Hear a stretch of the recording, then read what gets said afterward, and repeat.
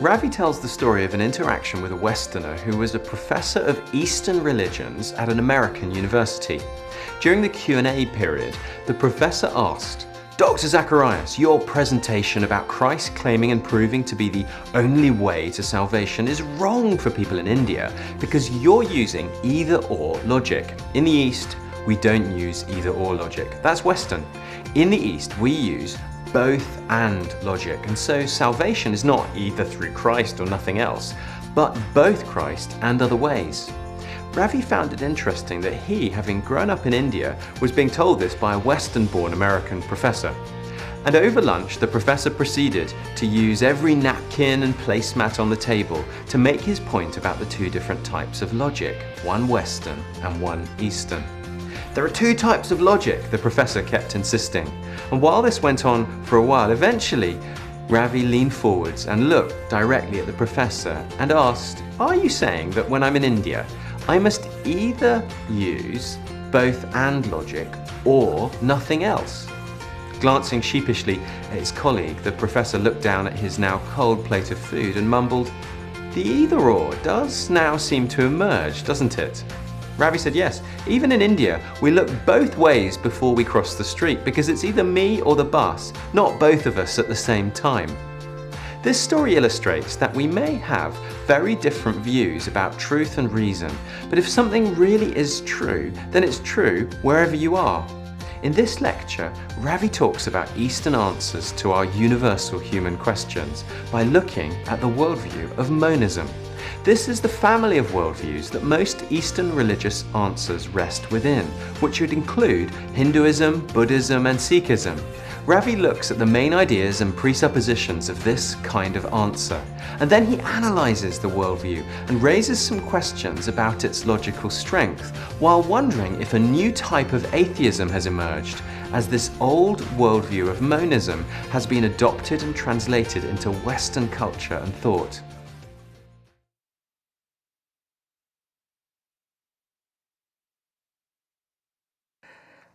I was thinking of a story as I was preparing this talk about a gentleman who applied to work at a potato packing factory. And all he had to do was pick the potatoes off the line, put it into a bag, clip it, toss it into a bin. This act was repeated for 8 hours, and finally one day he came and complained to the manager saying, "This job is very monotonous, really boring, there are no decisions involved here.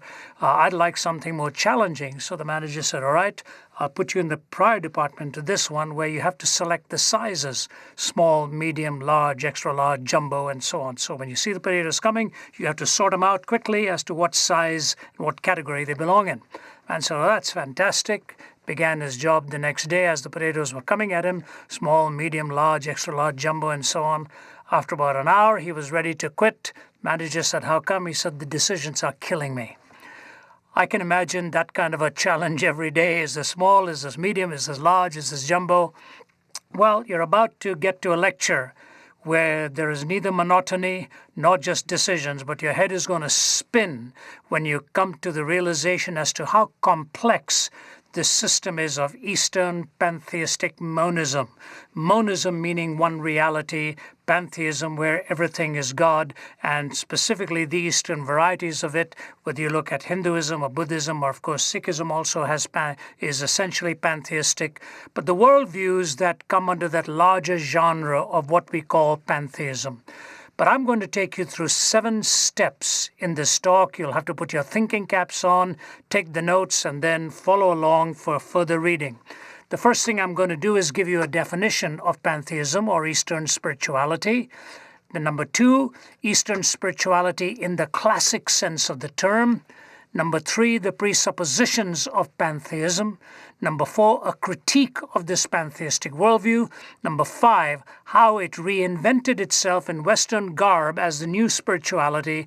Number 6, how it ended up with a different shade of atheism. That's very important to follow. And ultimately, how do we approach the challenge of this pantheistic worldview? So we've got a lot of links to put in place, but let's start off with a definition. Pantheism believes that there is only one ultimate reality permeating all quantities and its entities in this world, and that ultimate reality is God. God is not only in the world, God is the world. In pantheism, the essential self is an intelligent principle, not an independent entity. Let me repeat that. In pantheism, the essential self is an intelligent principle, not an independent entity. So let me take you now through the several components that bring about this pantheistic worldview. Number one, that all life is unity. The essence is Atman, not independent of ultimate reality. All life is unity, and the essence is Atman. In the Chandogya Upanishad, which is one of the Upanishadic writings, there's a classic conversation that is often quoted in Hindu texts. A boy has been gone for 12 years to study the philosophy of life, gone through his education, and he comes back to talk to his father, and his father is questioning him, and he's asking the boy what life is all about, what is his essence. And so the son is unable to sort of answer, and he looks at the dad quizzically, and the dad says, "Fetch me from thence a fruit of Nyagrodha tree." Just one fruit from that tree. So the boy runs and comes and says, "Here is one, sir." The father says, "Break it." The son says, "It is broken, sir." "What do you see there?" "Not anything, sir." The father then said, "My son, that subtle essence which you do not perceive there of that essence of the tree is that what really brings the existence of this tree. Believe it, my son, that which is the subtle essence in it all that exists has in itself. It is the true, it is the self, and you, O Svetaketu, art it." "Please inform me still more," said the son. "Be it so, my child." The father replied, "Place the salt in the water, then wait on me in the morning." The son did as he was commanded. The father said to him, "Bring me the salt which you placed in the water last night." The son, having looked for it, found it not. Of course, it was melted. The father said, "Taste it from the surface of the water. How does it taste?" The son replied, "It is salt." "Taste it from the middle." "How does it taste?" The son replied, "It is salt." "Taste it from the bottom. How does it taste?" The son replied, "It is salt." The father said, "Throw it away then and wait on me." He did so, but the salt now exists forever. Then the father said, "Here also in this body you do not perceive the true Sat, my son, which is the true self, the true essence. But there indeed it is, and that which is the subtle essence, in it all that exists has its self, and thou, O Svetaketu, art it. You are it." Two things have been done. He asked him to go and bring a fruit, take out the seed, break open the seed, and in the end he says, "What do you see?" He says, "I don't really see anything." He said, "You see, but out of that subtle nothing that you see develops this whole tree.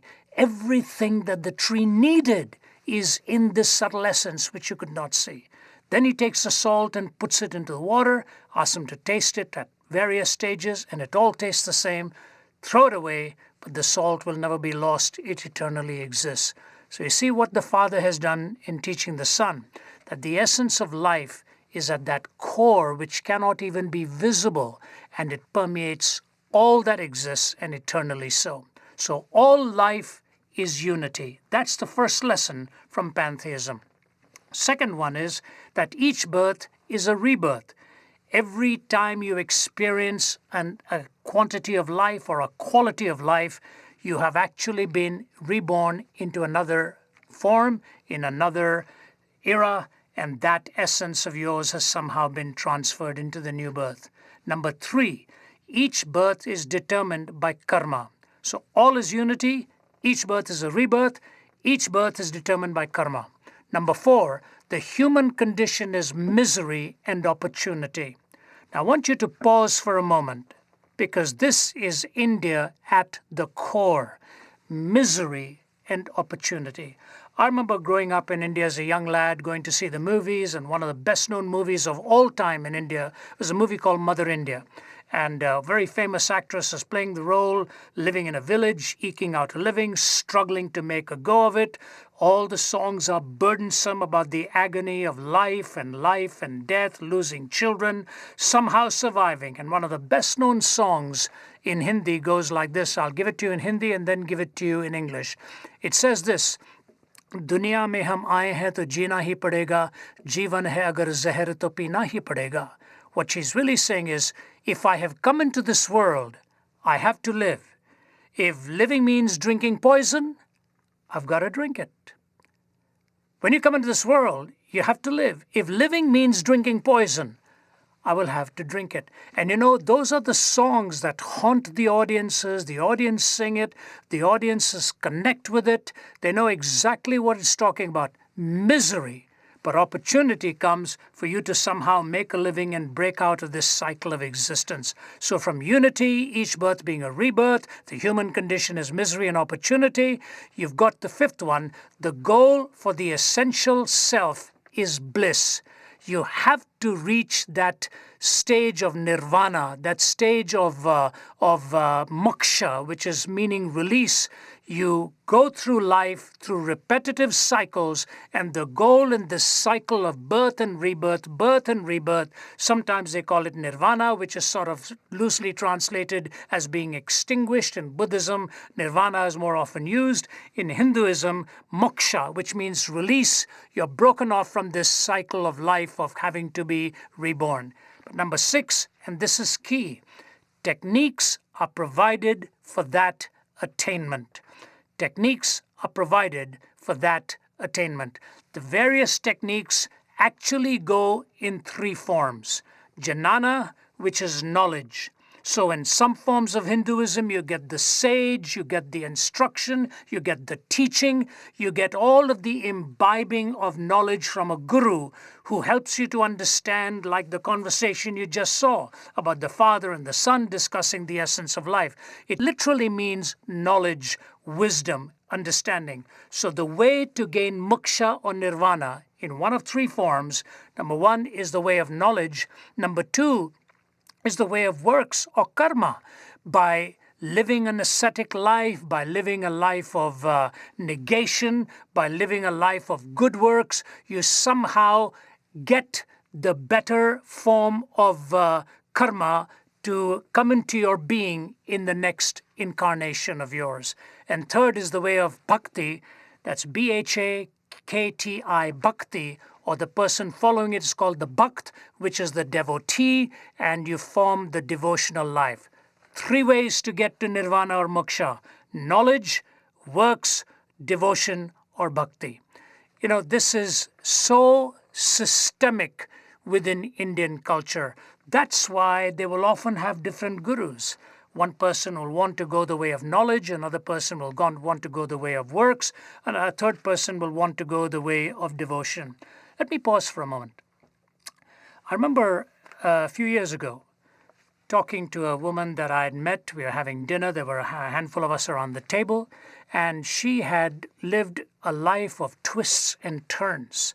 It was quite tragic to hear. She married a man who was from a lower caste. The parents had objected, but he really loved her. She loved him. She worked in a big industry, and they got married and settled down. She was posted to work in another city and went away.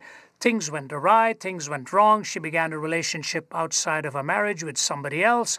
Husband beginning to suspect what happened, wanted to see her. She told him to keep putting off the visit, but he finally came. What I'm telling you is a true story. It gives you exactly an idea of how this all works through. So he came and visited her, and she told him what had happened, that she was really wanting to break off this marriage and was interested in another relationship. And he said to her, you know, all that I've gone through, we gave up both of our families because we married outside our caste. I gave up everything because I loved you. You gave up everything because you loved me. Now here we are, and you're ready to walk away from it all. Well, he couldn't convince her to change her mind. So she says to him, or he says to her, do me a favor. I'll probably not see you again since you're going this route.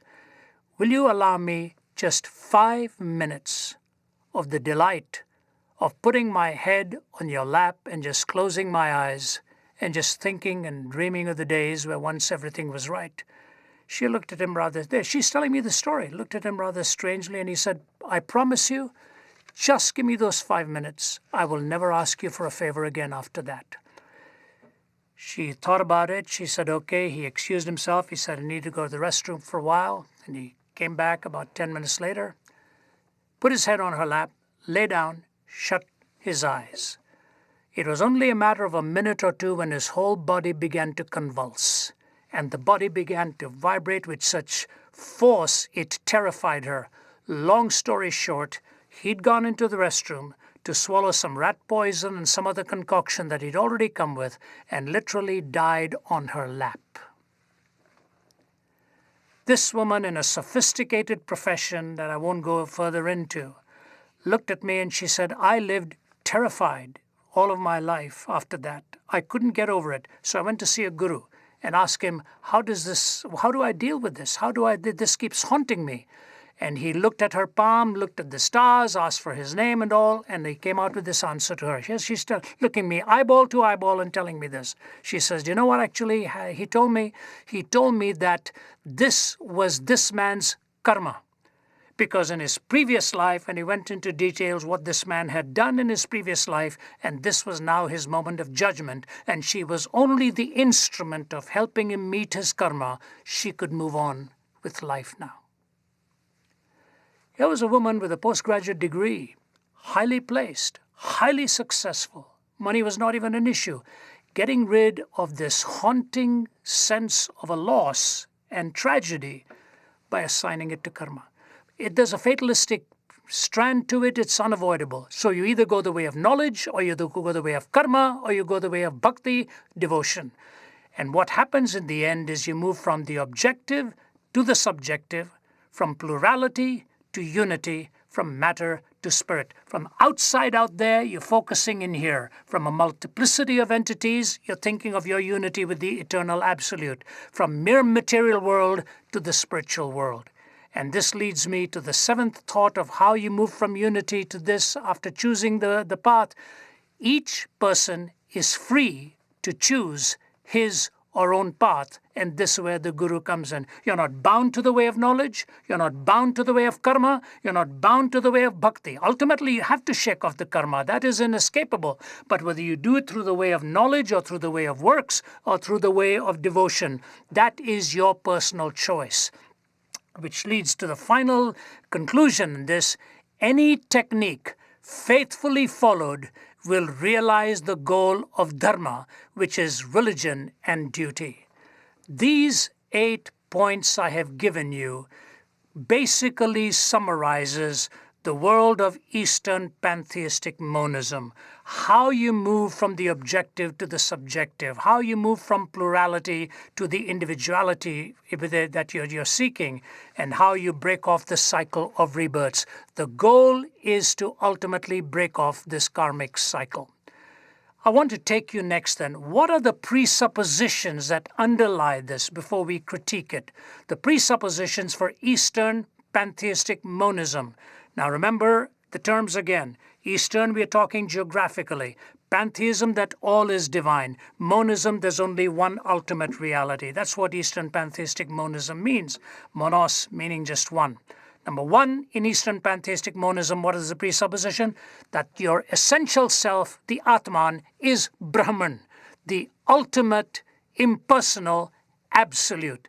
That is, the soul of each and every human being is the soul of the cosmos. Number two, while the goal is to become one, in this journey some things are more one than others. Number three, many, if not all roads ultimately lead to the one. Let me give you an example.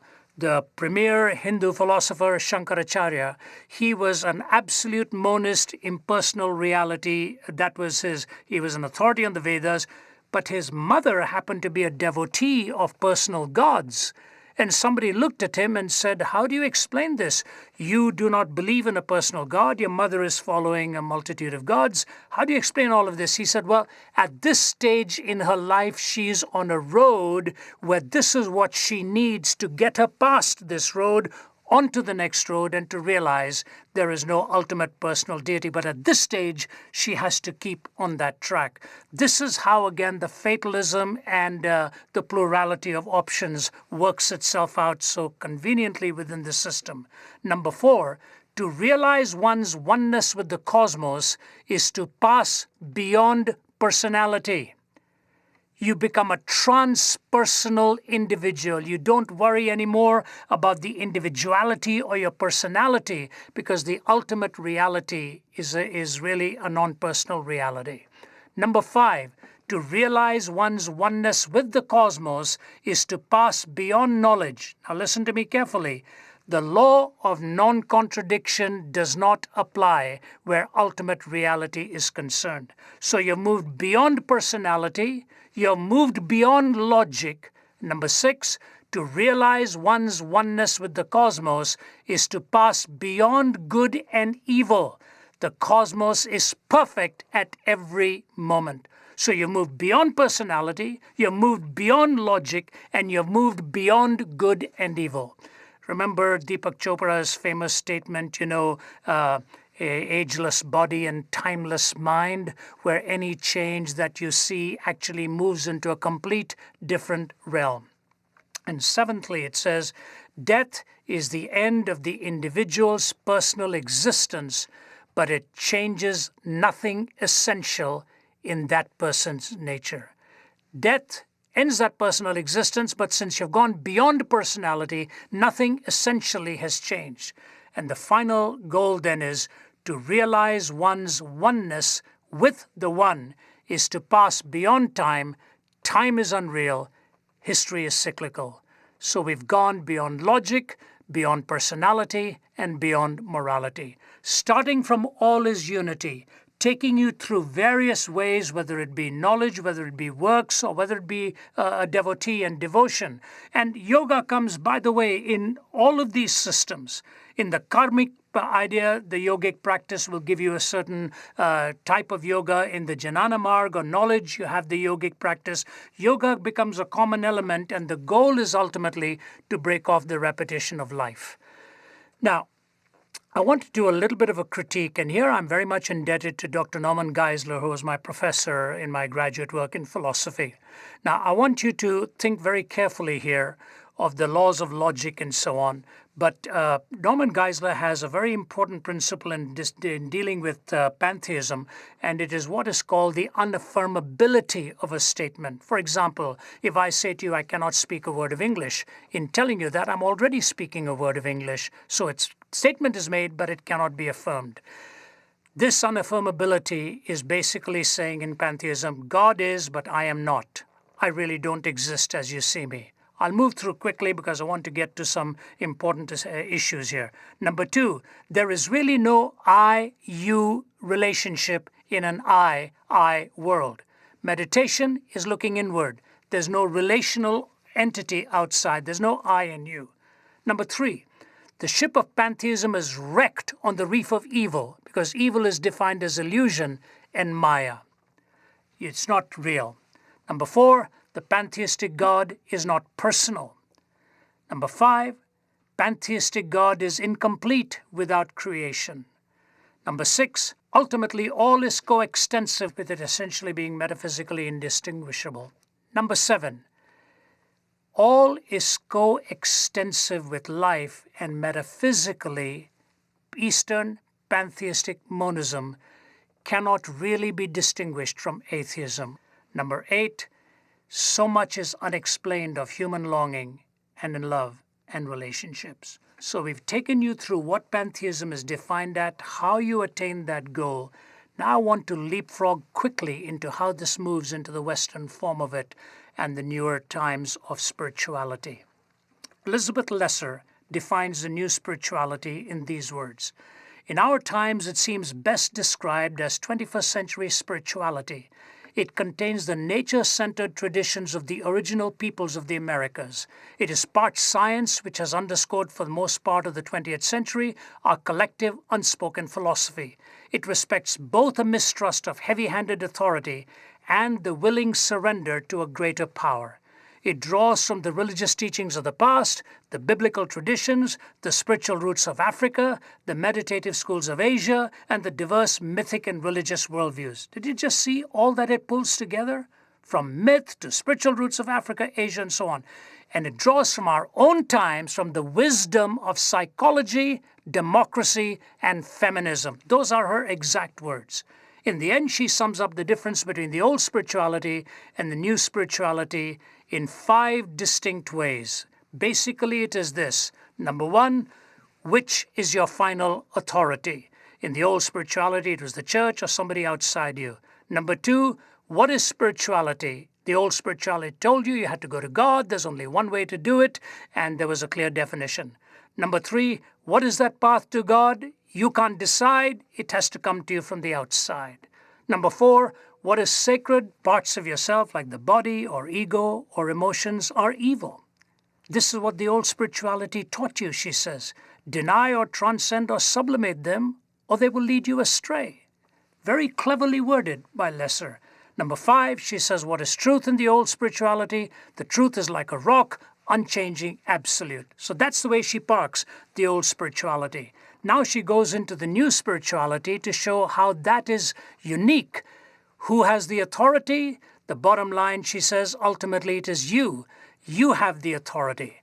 Number 2, she says, what is spirituality? You have to listen to your own voice within yourself. You determine what is spiritual for you. Number 3, what is the path to God? Many paths, all paths, psychology, philosophy, healing methods, scientific wisdom, and so on.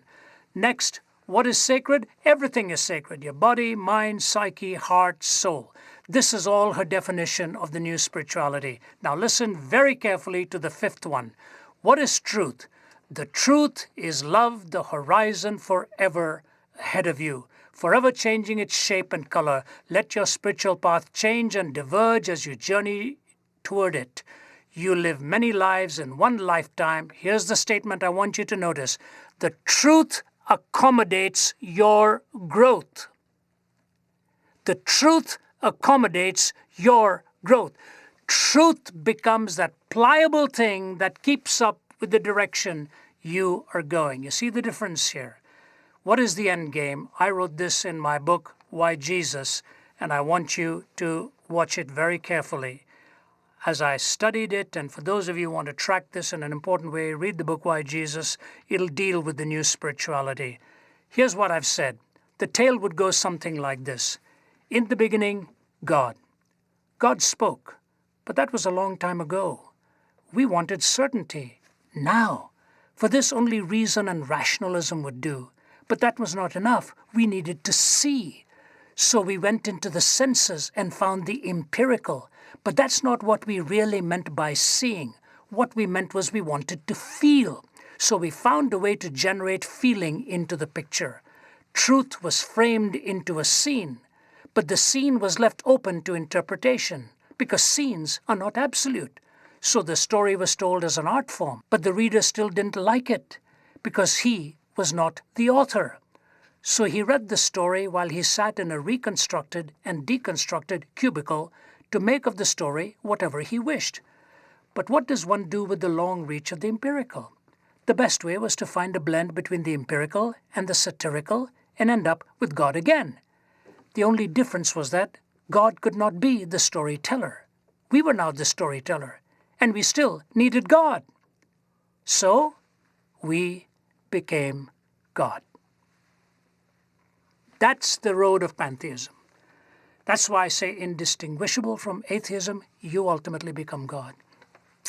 You know, as I watch all of this happening, as I study it and I read it, I think of 3 or 4 things that we have to come to terms with. When you look at India, there is no way for them to ultimately come to terms with evil. Evil becomes a thing they cannot completely reckon with. India wrestles with so much corruption, but pantheism is wrecked on the high seas with the reef of evil. There's no way to decide what is good, what is evil in a world where all is one. Number 2, India still longs for love. Go to the movies. Go to the movies in India. All you will see is romance, love longed for. So the inability to really come to terms with evil, the inability to find the ultimate source of love. Thirdly, what you see in India that's so great and so strong, the family, the relationship, father, son, mother, child, husband, wife, the home. And yet in their religion itself, relationship is never talked about with God. That's what I think about. Evil, love, relationship, and ultimately forgiveness. Where does one go for forgiveness? Here's a question somebody once asked me who came from a Hindu background. If everything is karma and everything is a rebirth, and each life inherits the previous life, he said to me once, what was I inheriting in my first life? You see, if you go back from now backwards, you've only had a finite number of lives. What happened in my first life? What was I inheriting the first time around? That was his question. I said, you tell me. He began to muddle it through. So we face the challenge of evil. We face the challenge of relationship. We face the challenge of love. And then there is the last one, forgiveness. Think of this woman who struggled so much to find an answer, the answer for what had gone so tragically wrong. Isn't it beautiful to know that in the cross of Jesus Christ, we have that forgiveness? That's why the Bhagavad Gita ultimately goes the way of devotion. And in that conversation, Krishna talks about the need for redemption, as it were, the need for a sacrifice. Only Christ is big enough for that and has provided it. So I say to you, befriend a person who is in pantheism, and you will know the hunger to define evil, the hunger for relationship, the hunger for love, and the need for forgiveness will be the entry points ultimately that Christ offers for you and for me. The head spins with pantheism, but once you break free from it, the heart gets full with the divine Son of God who came to seek and to save that which was lost. God bless you as you think on these things.